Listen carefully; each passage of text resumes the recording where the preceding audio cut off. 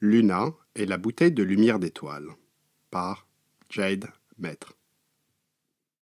Un jour, au bord de la route, Luna a trouvé une bouteille de lumière d'étoile.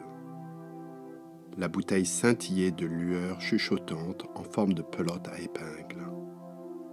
Elles étaient d'un bleu sombre et magnifique. Luna se pencha. Elle voulait les voir de plus près. Mais quand elle essaya d'attraper la bouteille, elle lui glissa des doigts et se brisa.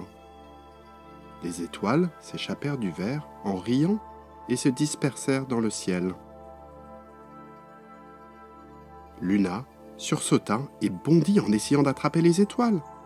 Mais de leur place si haute dans le ciel, elle se moquait bien de Luna. Vue d'en haut, la danse de Luna la faisait ressembler à une petite fourmi en colère. Les étoiles savaient que Luna ne pouvait pas les atteindre et elles étaient heureuses d'être libres. Les étoiles étaient restées si longtemps dans la bouteille que l'univers leur semblait frais et gigantesque. Elles brillaient. C'était tellement agréable d'être dans ce vaste univers noir, avec un espace pour scintiller et respirer. Les éclats de verre foncé de la bouteille gissaient au pied de Luna. Elle ramassa les morceaux de verre et les mit dans sa poche. Elle ressentait le besoin de cacher ce qu'elle avait fait. Elle ne savait pas à qui appartenaient les étoiles et si le propriétaire serait en colère quand il découvrirait ce qui s'est passé. Peut-être que, si elle pouvait les attraper, elle pourrait les remettre dans sa poche. Son regard tomba sur une longue vigne suspendue tranquillement à un arbre voisin. Étant une elfe vigoureuse, elle en a facilement façonné un lasso et elle l'a jeté haut dans les airs. Mais le lasso était paresseux et mou. Il a chuté au sol en quelques instants. Ensuite, ses yeux se dirigèrent vers un arbre géant. Peut-être que si elle sautait, elle pourrait les attraper avec ses doigts. Même en grimpant haut dans les branches de l'arbre, elle se rendit compte que ce n'était pas plus facile qu'avec la vigne. Sans elle, elle retomba et se cogna comme un gros sac sur la terre. Les étoiles ricanaient et les oiseaux gazouillaient joyeusement. Les coccinelles avaient un petit rire sournois. Il semblait que personne n'aiderait Luna à rattraper les étoiles. Et tous riaient à ses dépens. Luna s'assit sur une souche d'arbre et se mit à pleurer. À ce moment précis, un minuscule lapin sortit sa tête des buissons, renifla l'air. Il avait entendu les sanglots de Luna et voulait savoir quel était le problème.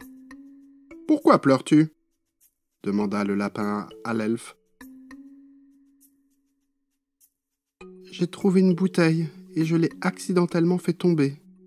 Toutes les étoiles se sont échappées, » a déclaré Luna en larmes. « Ah, mais ce n'est pas une raison pour pleurer, » a déclaré le lapin. « À quoi bon pleurer ?»« Peut-être que si je pleure assez, je vais faire un lac et flotter assez haut pour les attraper, » renifla Luna. Le petit lapin s'appuya contre une feuille. « Il me semble qu'il y en a trop, » a-t-il déclaré. « Même si tu pouvais les atteindre, il y a certaines choses que l'on ne peut pas faire. On ne peut pas collecter tous les grains de sable sur une plage. On ne peut pas boire toute l'eau de la mer. On ne peut pas rattraper toutes ces étoiles de l'univers et les remettre dans une bouteille, » a-t-il déclaré. « Eh bien, que dois-je faire ?» dit Luna plaintivement. Puis, une soudaine passion la submergea. Elle tapa du pied. « Oh, j'aimerais pouvoir revenir dans le temps, » dit-elle. « J'aurais aimé n'avoir jamais touché cette bouteille. »« Mais tu ne peux pas, » dit le lapin, alors qu'il mâchait pensivement un trèfle qu'il avait récupéré derrière son oreille. « On ne peut rien changer. Une fois que quelque chose est, c'est pour toujours.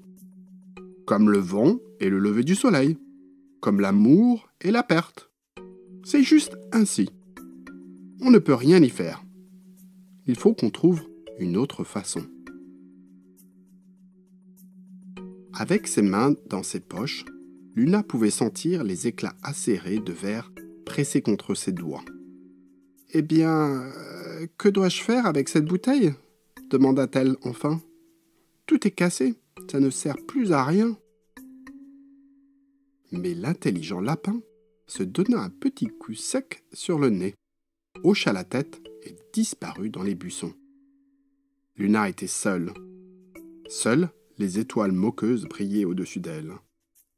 Parfois, les étoiles se vantaient dans une fièvre impulsive et bondissaient vers la terre en laissant une longue trace lumineuse.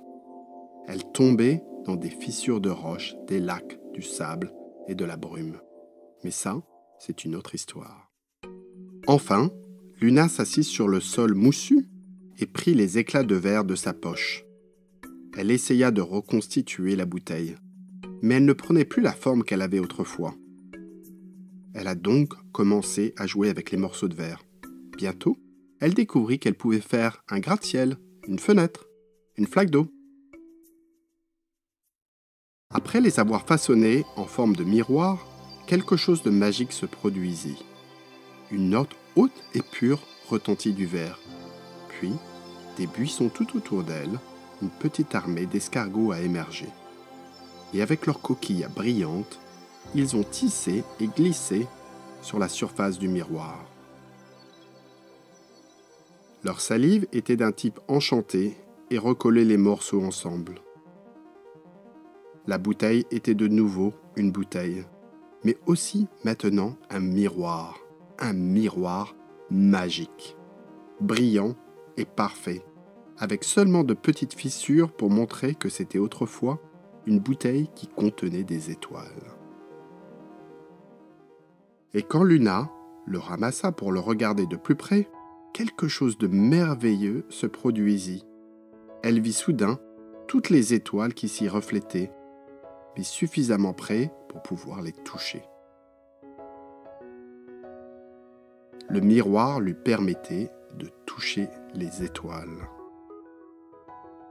Les étoiles riaient et tournoyaient, les cieux tournaient. Cela se passait bien au-dessus, et cela était aussi dans le miroir magique tenu entre les mains de Luna. Quelque chose s'était cassé, mais quelque chose de beau s'était aussi produit. Les étoiles étaient libres et la lumière était partout.